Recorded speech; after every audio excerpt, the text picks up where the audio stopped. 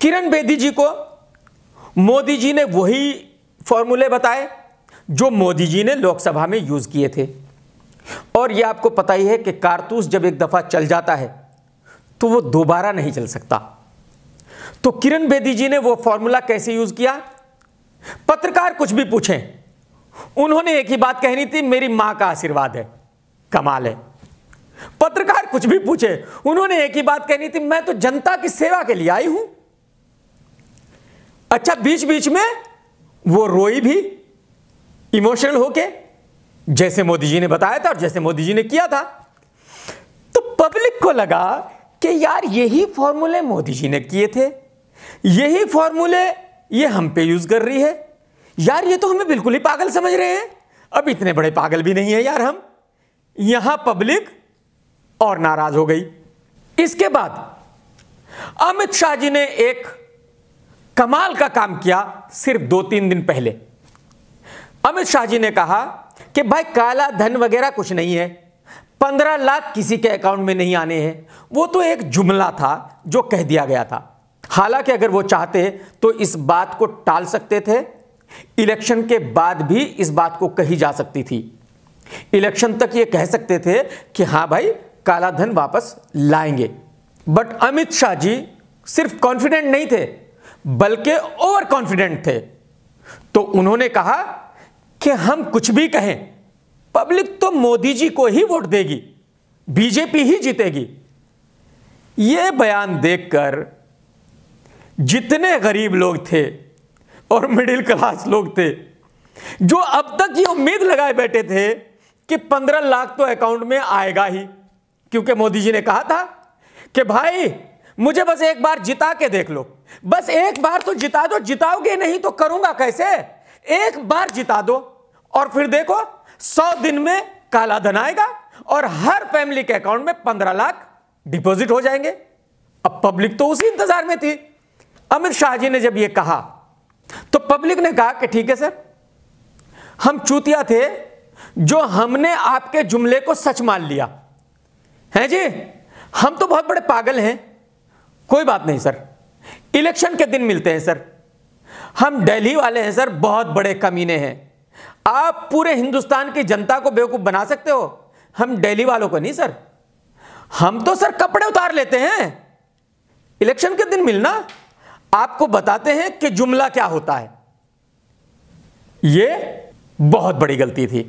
उसके बाद सिर्फ एक दिन पहले बीजेपी ने तुरुप का इक्का चलने की कोशिश की और इमाम बुखारी जी से ऐलान करवा दिया कि मुसलमान सिर्फ अरविंद केजरीवाल को वोट दें।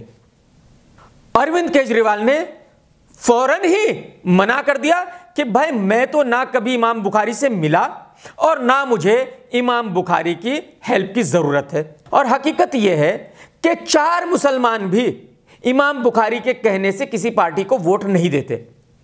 बट बीजेपी को लगा कि यह एक चाल चली जा सकती है और यकीन जाने इस चाल पे जो दिल्ली की पब्लिक है वो इतनी नाराज हुई, उन्होंने कहा मोदी जी अब तो आपके करोड़ों के सूट पे मफलर भारी पड़ ही गया। अच्छा, मोदी जी ने अपनी रैली में खूब चिल्ला चिल्ला कर कहा कि बीजेपी को ही वोट देना, आपका वोट सीधा मुझे मिल रहा है। पब्लिक ने कहा कि सर जिस दिन से आप रैली कर रहे हो सिर्फ गालियां दे रहे हो, आज तक आपने यह नहीं बताया कि आप दिल्ली में करने वाले क्या हो, आप हमें देने वाले क्या हो। 15 लाख जो देने वाले थे उससे भी आप मुकर गए हो। जो हम देख रहे हैं ये वही है, वही चल रहा है जो 10 साल में कांग्रेस ने किया था। 9 महीने में आज तक आपने कुछ किया नहीं, तो आपको वोट दे कैसे? तो सर हमारा सीधा वोट तो आपको तब जाएगा जब हम आपको देंगे। अब बात कर लेते हैं दोस्तों कि अरविंद केजरीवाल ने कौन से दांव चले और कैसे मोदी जी को धोबी पछाड़ मार के पछाड़ा। तो सबसे पहला काम अरविंद केजरीवाल ने क्या किया?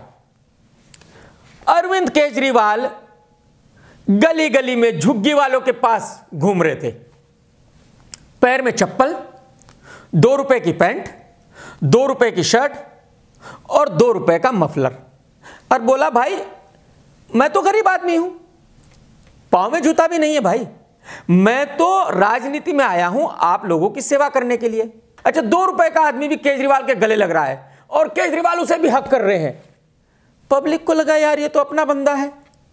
मोदी जी तो ऐसे ही बोल रहे थे कि चाय वाले हैं, चाय वाले हैं, आज तक नजर तक नहीं आए।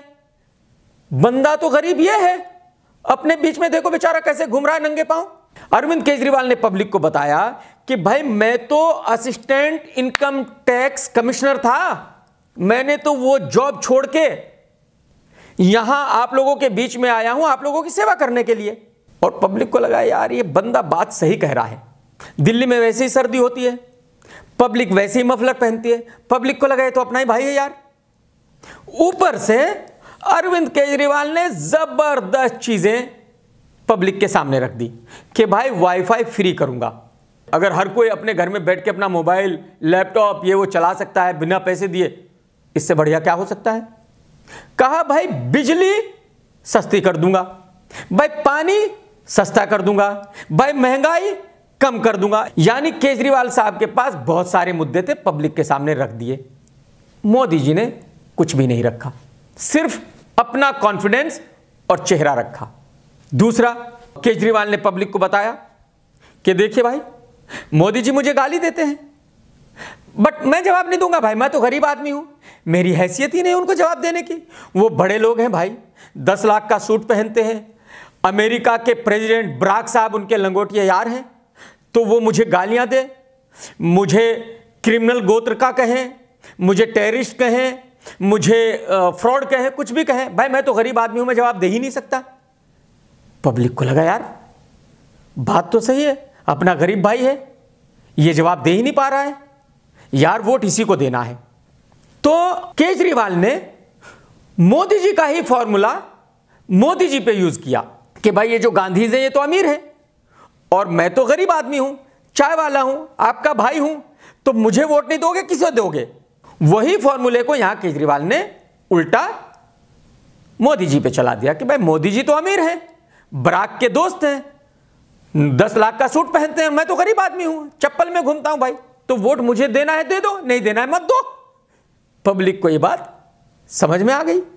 केजरीवाल ने पब्लिक को बताया कि देखो भाई बीजेपी क्या कहती है, 4 बच्चे पैदा करने हैं, बीजेपी क्या कहती है ये लव जिहाद है, बीजेपी क्या कहती है ये घर वापसी करनी है, बीजेपी क्या कहती है वैलेंटाइंस डे पे घर में रहने का है, बाहर नहीं निकलना है, लड़कियों को क्या कहते हैं जीन्स नहीं पहननी है। जो यंग जनरेशन है उसको ये बात समझ में आ गई कि यार केजरीवाल साहब बिल्कुल सही कह रहे हैं। तो कुल मिला के केजरीवाल ने इस तरह से मोदी साहब को धोबी पछाड़ मारा। तो दोस्तों इस तरह से बीजेपी की जबरदस्त हार हो गई। तो मेरे भाई जो मोदी जी का प्लेन उड़ रहा था, ये केजरीवाल नामक पंछी उससे टकरा गया। और ये तो हकीकत है कि जब जब प्लेन से एक छोटा सा पंछी टकराया है, प्लेन को धरती पे उतरना ही पड़ा है सरकार। तो अब जब बात निकली है तो ये दूर तलक जाएगी और जो दिल्ली में हार हुई है इसका असर तो बहुत दूर तक जाएगा। और एक बात और मैं बता दूं कि बीजेपी भले ही ये कहने की कोशिश करे कि वो जुमला है, ये काले धन का जो कांटा है ना, ये बीजेपी के गले में ऐसा अटक गया है कि ना ये इनको निगल सकते हैं और ना ये इसको उगल सकते हैं। फ्यूचर में एक और प्रॉब्लम है बीजेपी के लिए। यहां पे अरविंद केजरीवाल का 49 डेज का काम बीजेपी के 9 महीने के काम पे भारी पड़ा।